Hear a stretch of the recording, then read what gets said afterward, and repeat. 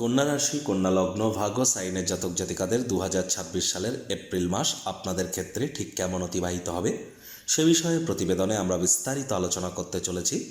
আলোচনাটি অত্যন্ত গুরুত্বপূর্ণ হবে। আমরা আপনাদের প্ল্যানেটারি অর্থাৎ গ্রহগত এবং নক্ষত্রগত গোচরের ছক ধরে আপনাদের জীবনের প্রতিটি ক্ষেত্র নিয়ে আলোচনা করব। তবে তার আগে আপনাদের জানাবো 15ই এপ্রিল আমরা 1433 বঙ্গাব্দের প্রথম দিন পয়লা বৈশাখ পরিলক্ষিত করব। আপনাদের সকলকে রাজযোগ চ্যানেলের তরফ থেকে শুভ নববর্ষের অগ্রিম হার্দিক শুভেচ্ছা ও অভিনন্দন রইল। আর 19 তারিখ থাকছে অক্ষয় তৃতীয়া। এ মাসে আমরা বরুথিনী এবং মোহিনী একাদশীও কিন্তু পরিলক্ষিত করব। দেখুন প্রতিবেদনটি কেন গুরুত্বপূর্ণ। প্রথম কথা, আপনাদের রাশির মালিক বুধ, তিনি জড়ত্ব যোগের আন্ডারে ছিলেন এবং এতদিন বক্রী ছিলেন।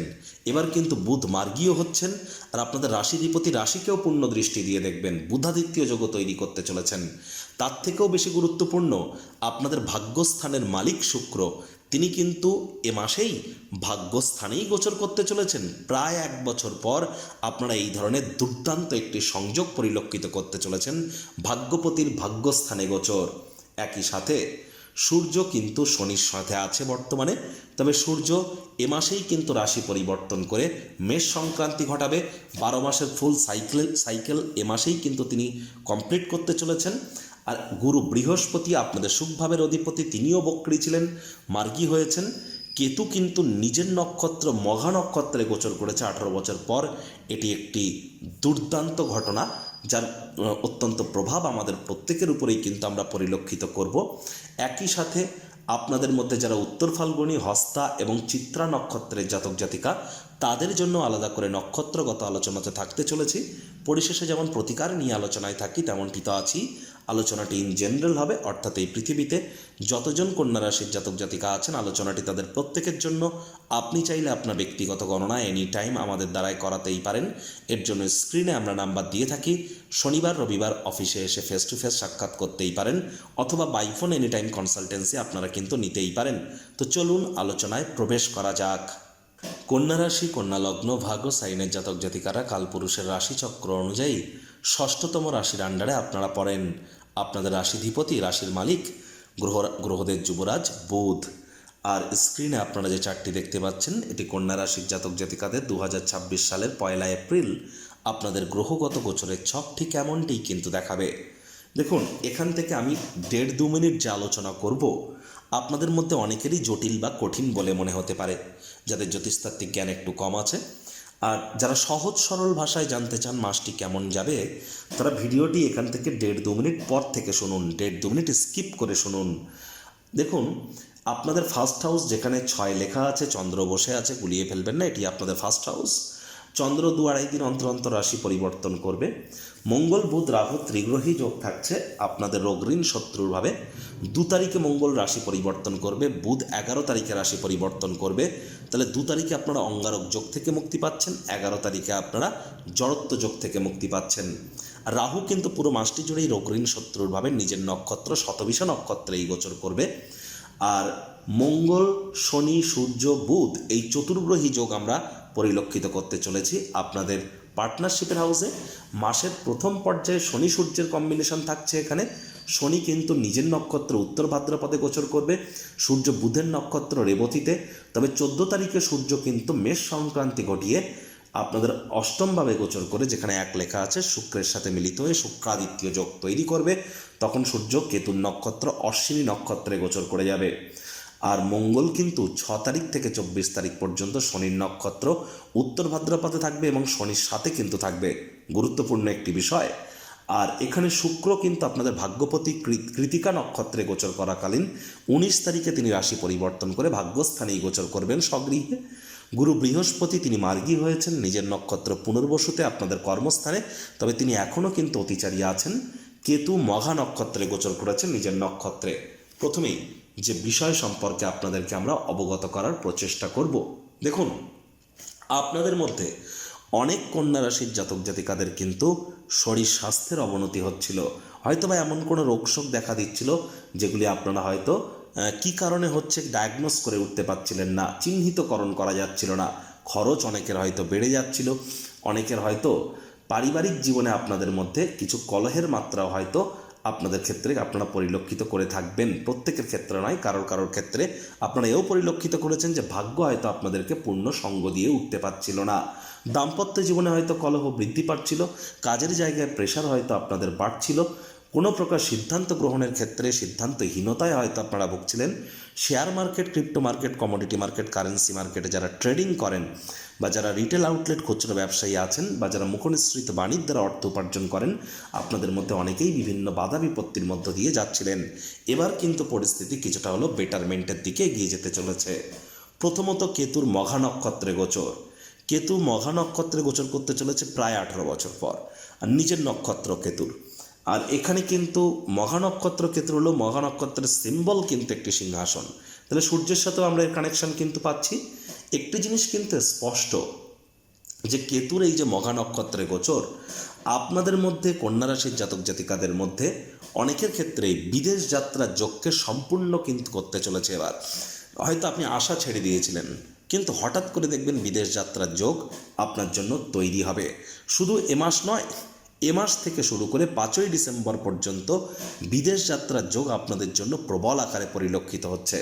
বর্তমানে যারা বিদেশে আছেন তাদের যদি জন্মছকে কেতু মজবুত পজিশনে থেকে থাকে, পিআর প্রাপ্তি বা পার্মানেন্ট রেসিডেন্সিয়ালশিপ আপনারা হয়তো প্রাপ্তি করতে পারেন, বা সেখানে স্থায়ীভাবে বসবাস করার জন্য আপনারা কিন্তু সুযোগ সুবিধা অর্জন করতে পারেন। একই সাথে আপনাদের ক্ষেত্রে মায়ের তরফ থেকেও আমরা উপকৃত হওয়ার যোগ পরিলক্ষিত করব, মায়ের শরীর স্বাস্থ্যের উন্নতির যোগ পরিলক্ষিত করব, বেকার যুবক যুবতীদের নতুন চাকরি কর্মসংস্থানের যোগ পরিলক্ষিত করব, যারা অকাল্ট ফিল্ড, জ্যোতিষ চর্চা, গবেষণামূলক পড়াশুনো, পিএইচডি লেভেলের পড়াশুনো, বিদেশি ভাষা শিক্ষার চেষ্টা করছিলেন, তাদের জন্য সময় সুযোগ ভালো। তবে এই সময় সুযোগগুলো এপ্রিল মাস থেকে ভালো হওয়া শুরু করবে। মে জুন মাস নাগাদ গিয়ে আপনারা বেটার ইম্প্যাক্ট কিন্তু প্রাপ্তি করবেন। এর জন্য আপনার জন্মছকে কিন্তু কেতু মজবুত পজিশনে থাকা চাই। বৃহস্পতিও মার্গী হয়েছেন আপনার সুখের প্রতি। সুখভাবের মালিক বৃহস্পতি মার্গী হওয়ার কারণে এ সময় কিন্তু আপনাদের নতুন জমি, নতুন বাড়ি, নতুন গাড়ি এগুলি ক্রয় করার যোগ অবশ্যই বাড়তে চলেছে।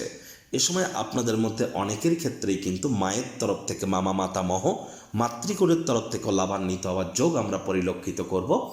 একই সাথে আমরা পরিলক্ষিত করব পরিবারের তরফ থেকেও ফুল সাপোর্ট। বিশেষ করে 19 তারিখ পর্যন্ত পরিবার পরিজনদের তরফ থেকে ফুল সাপোর্ট আপনারা প্রাপ্তি করতে পারেন। পরিবারের সাথে সম্পর্কের উন্নতি, পরিবারের ব্যক্তিগত স্তরে ইউনিটি বৃদ্ধি এবং ব্যাংকের ব্যালেন্স বৃদ্ধির যোগও 19 তারিখ পর্যন্ত আপনাদের ক্ষেত্রে আমরা পরিলক্ষিত কিন্তু করছি। একই সাথে আপনাদেরকে বলবো, আপনারা মহিলা হন বা পুরুষ হন, পরিবারে কোনো মহিলা সদস্যের দ্বারা আপনাদের উপকৃত হওয়ার যোগ কিন্তু প্রবল আকারে পরিলক্ষিত হচ্ছে। 11 তারিখের পর বুধ, সে বুধাদিত্য যোগ তৈরি করবে, এটি বড় কথা নয়। 11 তারিখের পর বুধ আপনাদের রাশিধিপতি রাশিকে পূর্ণ দৃষ্টি দিয়ে দেখবে, যার ফলস্বরূপ আপনাদের ক্ষেত্রে 11ই এপ্রিলের পর নাম, যশ, খ্যাতি, প্রভাব, প্রতিপত্তি বৃদ্ধির যোগ, এমনকি ইনভেস্টমেন্ট বা বিনিয়োগের জন্য সময় সুযোগ খুবই ভালো।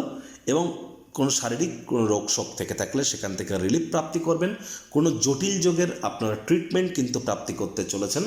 আধ্যাত্মিক চিন্তন চেতনা 100% আপনাদের বাড়তে চলেছে। এ সময় যাদের জন্মছকে কেতুর দোষ আছে, যাদের একপদ দ্বিপদ ত্রিপদ দোষ আছে, তাদের ক্ষেত্রে একটু সাবধান থাকতে বলবো। নিজের জন্য না হলেও অন্য কারোর জন্য পুলিশ প্রশাসন, হসপিটালের চক্কর কিন্তু আপনাদেরকে কাটতে হতেই পারে। এ বিষয়ে একটু সাবধানতা আপনারা অবলম্বন করে চলুন।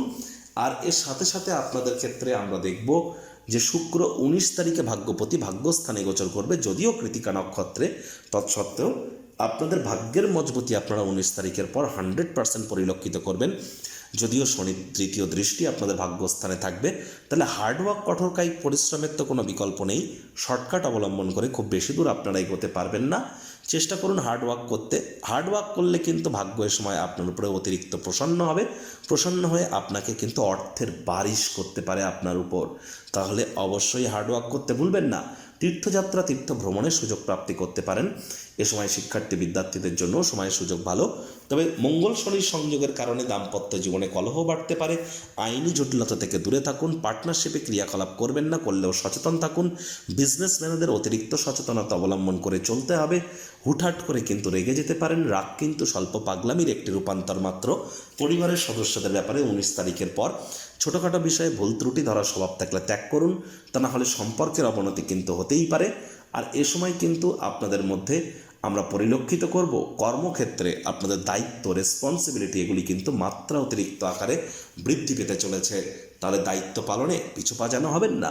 উত্তর ফাল্গুনী নক্ষত্রের জাতক জাতিকাদের ক্ষেত্রে আমরা এই মাসেও কিন্তু একটু প্রিকশন নিয়েই চলতে বলবো, বিশেষ করে আপনাদের দাম্পত্য জীবনের ব্যাপারে, আপনাদের বিজনেসের ব্যাপারে, আইনি জটিলতার ব্যাপারে, শ্বশুর বাড়ির ব্যাপারে, দূরবর্তী যাত্রা ভ্রমণের ব্যাপারে, এই সমস্ত বিষয়ে আপনারা অতিরিক্ত সাবধানতা, সচেতনতা অবলম্বন করে চলুন। শ্বশুর শাশুড়ির সাথে অহেতুক তর্ক বিতর্কে জড়াবেন না, তাহলে দেখবেন সেখান থেকেও উপকৃত আপনারা হবেন। আর যারা হস্তা নক্ষত্রের জাতক জাতিকা তাদের ক্ষেত্রে বলবো আপনাদের আর্থিক মুনাফার মাত্রা অবশ্যই কিন্তু বৃদ্ধি পেতে পারে। প্রচেষ্টারত আপনারা থাকুন। আপনাদের হঠাৎ করে কোনো স্থান থেকে অর্থপ্রাপ্তির যোগ্য 6 তারিখ থেকে 16 তারিখের মধ্যে আমরা কিন্তু পরিলক্ষিত করব। আর চিত্রা নক্ষত্রের জাতক জাতিকাদের ক্ষেত্রে আমরা বলবো যে দেখুন, এ সময় কিন্তু চিত্রা নক্ষত্রের জাতক জাতিকাদের মাথাকে ঠান্ডা রাখতে হবে। মেজাজ গরম হতে পারে, হুটহাট করে ভুলভাল সিদ্ধান্ত নিতে পারেন, দাম্পত্য জীবনে কোলাহল বাড়তে পারে, অনেক আইনি জটিলতা থেকে দূরে থাকার চেষ্টা করতে হবে। পার্টনারশিপে ক্রিয়াকলাপ যেন করবেন না। আর এই সময় চঞ্চলতাকে কন্ট্রোল করুন। যোগব্যায়াম, ধ্যান, প্রাণায়াম বা জিমিং সেন্টারে যান, শরীরের ঘাম ঝরান, হাই এনার্জিকে চ্যানেলাইজ করবার চেষ্টা করুন। এটি আপনাদেরকে লাভান্বিত করতে চলেছে। প্রতিকার স্বরূপ আলোচনা করতে গিয়ে আপনাদের বলবো, স্ক্রিনে আপনারা দেখতে পাচ্ছেন নবগ্রহ বীজ মন্ত্র। পারলে 9টি গ্রহকেই শান্ত রাখবার জন্যই নবগ্রহ বীজ মন্ত্র প্রতিদিন 108 বার করে জপ করুন। একবার মুখস্থ হয়ে গেলে মাত্র 10 থেকে 15 মিনিট লাগে। এটি মনুষ্য জাতির সৃষ্টি নয়, স্বয়ং ব্রহ্মদেবের সৃষ্টি, যা কখনো অনর্থ হতে পারে না। ভুলভাল উচ্চারণ করলেও কোনো নেগেটিভ ইম্প্যাক্ট পড়ে না।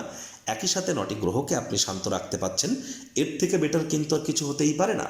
আর হ্যাঁ, যারা দীক্ষা নেননি ইমিডিয়েট দীক্ষা নিন। বৃহস্পতি 7.5 বছরের জন্য অতিচারী হয়েছেন, তারাই কিন্তু প্রোটেকশন পাবেন যারা কিন্তু দীক্ষিত।